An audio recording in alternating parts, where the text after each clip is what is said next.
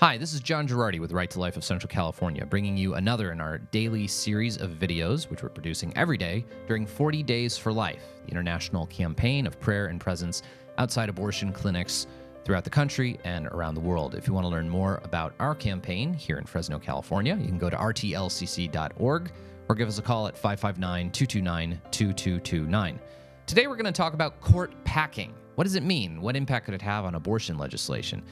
As we discussed last time, if modern-day pro-choice liberals were to get a majority on the Supreme Court, it would not just leave the abortion question at its current status quo. It would actually result in a much worse situation in which all of the legislation passed by pro-life state governments throughout the country over the last 27 years would be wiped out.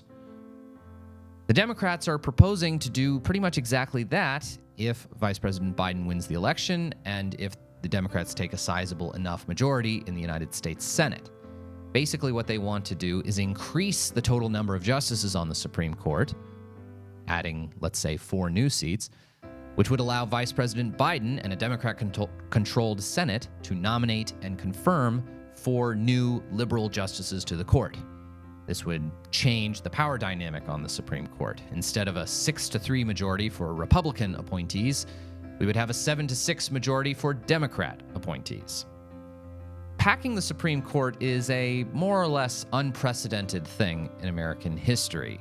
It would be an incredibly disruptive thing once you open that Pandora's box of one party being in power and then ideologically shifting the numbers on the Supreme Court. There's no limiting factor. If the Democrats add 4 seats, there's nothing to stop Republicans, if they come to power someday, adding 4 more seats. God knows, 80 years from now, we might have a Supreme Court with 120 members. The one time in the last 150 years when a president proposed the idea of court packing was in 1937. Franklin Delano Roosevelt had just won re-election. His Democrat Party was dominant in Congress with over 70 of the 96 seats in the United States Senate and almost 3/4 of all the seats in the House of Representatives. Roosevelt, though, was being repeatedly stymied by the Supreme Court, which kept finding various aspects of his New Deal legislative agenda unconstitutional.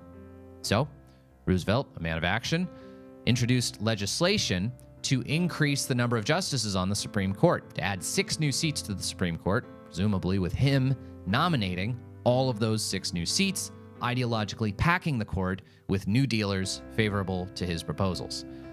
In spite of the solid Democrat control of Congress at that time, Congress absolutely refused to advance this legislation.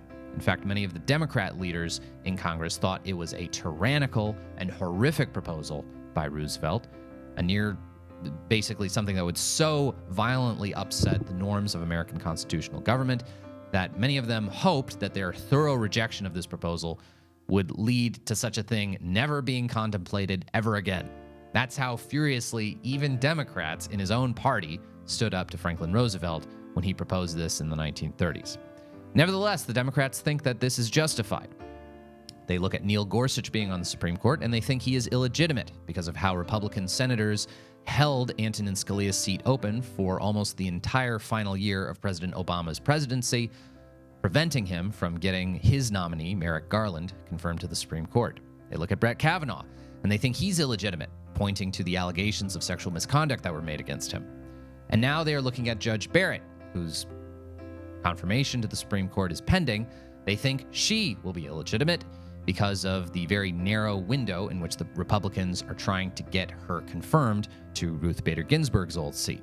They're also pointing to alleged hypocrisy on the part of a number of Republican senators who claimed in 2016 that it was inappropriate to have a vote on a Supreme Court vacancy during an election year.